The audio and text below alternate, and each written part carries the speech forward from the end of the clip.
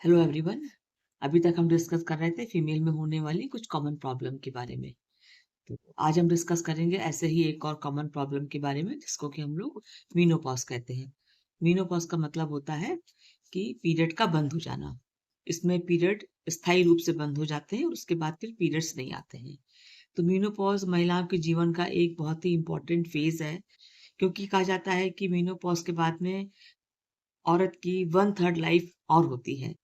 तो उस फेज में उसको हेल्दी रहना बहुत ज़रूरी है। तो यूजुअली मेनोपॉज़ का टाइम 1 साल का होता है और इसका जो एज है वो 45 से लेकर के 55 ईयर्स के बीच होती है। देखिए, सबको पता है कि फीमेल की ओवरी में 2 हार्मोन बनते हैं जिसको कि हम लोग एस्ट्रोजन और प्रोजेस्टेरोन कहते हैं। जो एस्ट्रोजन हार्मोन होता है वो ही रिस्पॉन्सिबल होता है महिलाओं में पीरियड्स आने के लिए। तो जैसे-जैसे एज बढ़ती है, ओवरी श्रिंक होने लगती हैं, तो उसमें एस्ट्रोजन बनाने की टेंडेंसी धीरे-धीरे कम होने लगती है और यही जो यूट्रस के इनर मोस्ट लेयर एंड्रोमेट्रियम उसको बनाता है, जिसकी वजह से पीरियड्स आते हैं। तो अगर एस्ट्रोजन हार्मोन कम होगा, तो एंडोमेट्रियम भी नहीं बनेगी, तो फिर पीरियड्स नहीं आएँगे। तो इस वजह से फीमेल में जब हार्मोन का बनना कम होता है, तो उनमें पीरियड आने की टेंडेंसी भी धीरे-धीरे कम हो जाती है, बाद में बंद हो जाती है। पूरे मेनोपॉज़ को हम लोग 3 पार्ट में डिवाइड कर सकते हैं। तो सबसे पहला तो है कि मेनोपॉज़ स्टार्ट कब होता है। तो पीरियड जो प्रॉपर बंद होता है, जिसका समय हम लोगों ने 1 साल मानते हैं, उससे कुछ समय पहले पीरियड धीरे-धीरे इर्रेगुलर होने लगते हैं और उनमें मेनोपॉज़ के सिम्पटम पेशेंट पे आने शुरू हो जाते हैं। इसको हम लोग पेरीमेनोपॉज़ल एज कहते हैं। ये एज 5 साल से लेकर के कभी-कभी 10 साल तक खिंचती है। तो वैसे जैसे आजकल देखा गया है कि बच्चों में पीरियड्स भी जल्दी शुरू होने लगे हैं, तो अगर पीरियड जल्दी शुरू होते हैं, तो पीरियड जल्दी बंद भी हो जाते हैं। किसी-किसी में तो हम लोगों ने 35 साल के बाद ही पेशेंट का इर्रेगुलर पीरियड देखते हैं। तो अगर उसकी फैमिली पूरी हो गई है, तो हम लोग जस्ट उसको वेट एंड वॉच के लिए बोलते हैं और अगर उसकी फैमिली पूरी नहीं है, कभी आजकल कभी-कभी ऐसा होता है कि फीमेल में मैरिज ही इतनी लेट होती है, तो उसका जो पूरा फ़ॉलो-अप है, जो उसका ट्रीटमेंट है, वो बिल्कुल डिफरेंट है। तो पेरीमेनोपॉज़ल एज जो है आजकल 5 से लेकर के 10 साल तक मानी गई है। इसमें पीरियड्स इरेगुलर होने लगते हैं, चढ़-चढ़ के आते हैं।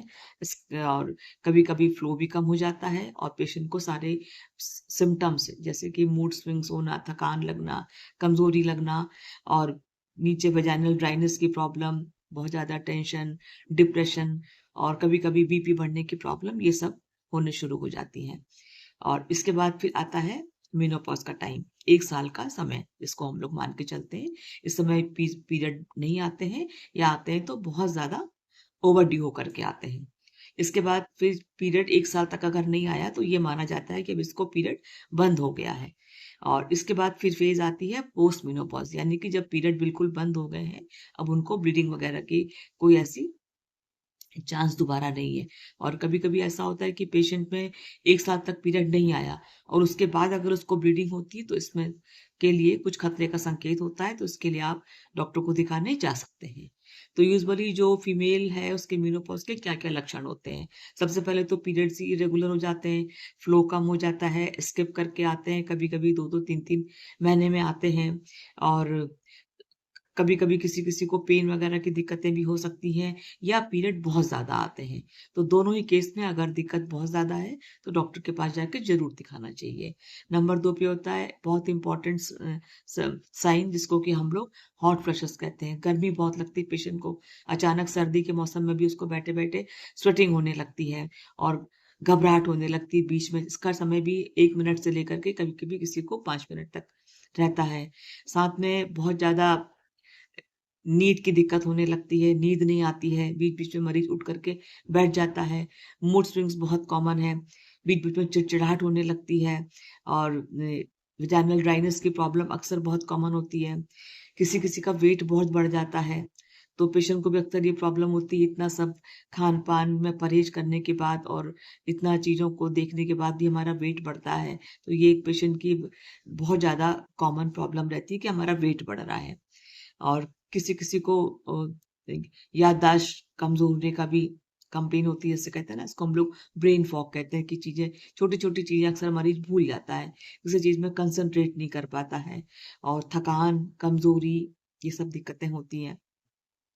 मेनोपॉज़ के बाद पेशेंट को क्या-क्या प्रॉब्लम हो सकती हैं?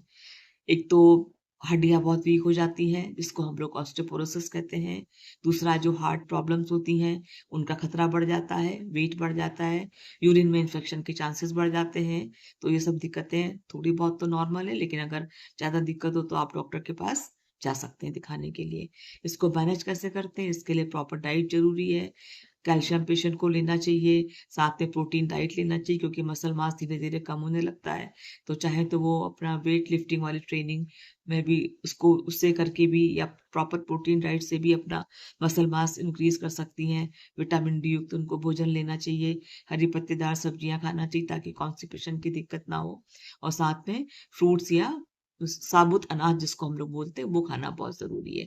इसके साथ-साथ डाइट के आपको एक्सरसाइज भी करनी बहुत ज़रूरी, इसमें तेज़ चलना है, योगा, स्ट्रेचिंग, बॉडी में फ्लेक्सिबिलिटी लाने के लिए स्ट्रेचिंग और योगा बहुत ज़रूरी है और हल्का-फुल्का थोड़ी बहुत आप अपना मेडिटेशन वगैरह भी कर सकते हैं ताकि आपका माइंड शांत रहे और रात में नींद अच्छी आए और प्रतिदिन 8 से घंटे की नींद ज़रूरी है और इसके अगर कोई ज़्यादा दिक्कत होती है, जैसे आपको बहुत ज़्यादा नाइट स्वेट हो रहा हो, बहुत ज़्यादा आपको घबराहट, चिड़चिड़ाहट हो रही हो, थकान बहुत ज़्यादा हो रही हो, तो आप अपनी डॉक्टर से संपर्क कर सकते हैं। तो ये तो बहुत छोटी-सी क्या कहते हैं जानकारी थी मेनोपॉज़ के बारे में और इसके बाद नेक्स्ट वीडियो किसी और चीज़ के साथ में बनेगा। Thank you so much.